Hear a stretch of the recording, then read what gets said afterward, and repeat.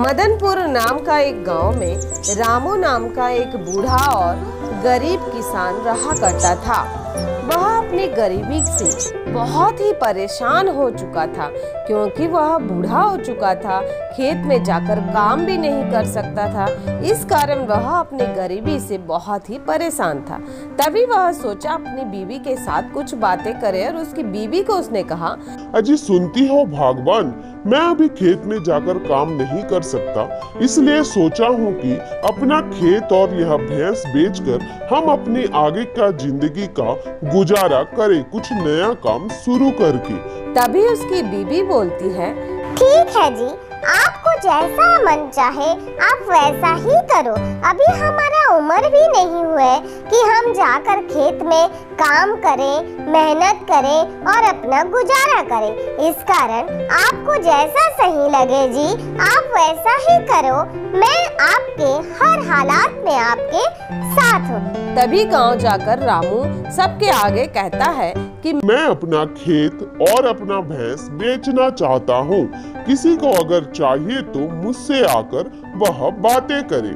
तभी उन लोगों में से किसी एक किसान को यह बात अच्छा लगता है और वह आकर रामू से कहता है, ठीक है भैया, मैं आपका खेत खरीद लूंगा।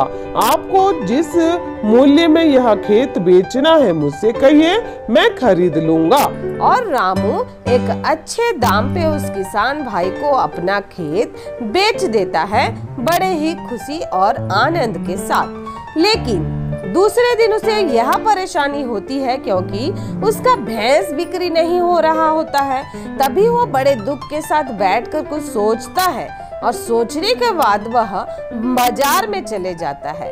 बाजार में वह यहाँ से वहाँ घूमता है, बड़ा ही परेशान होकर घूमता है और आखिरी में एक सेठ के साथ उसका मुलाकात होता है और सेठ उसे कहता है, रामू भाई, आपको यह भैंस कोई भी पैसे मतलब कोई भी दाम पे बेचना हो आप मुझसे बेच सकते हो, मैं यह खरीद लूंगा। और रामू बड़े खुशी के साथ बेचकर वह घर वापस आ जाता है। घर पर उसकी बीवी उसका इंतजार कर रही होती है। दोनों बैठकर थोड़ा वार्तालाप करते हैं।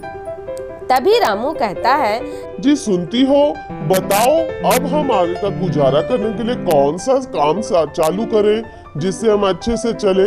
तभी उसकी बीवी कहती है, अजी हम लोग ना एक सब्जी का ठेला लेते हैं और सब्जी बेचते हैं, जिससे कि हम अपना आगे का गुजारा कर सकते हैं। और तभी रामू एक ठेला लेकर गांव-गांव गली-गली जाकर सब्जी बेचकर दोनों पति पत्नी अपने आगे का जिंदगी अच्छे से गुजारा कर लेते हैं।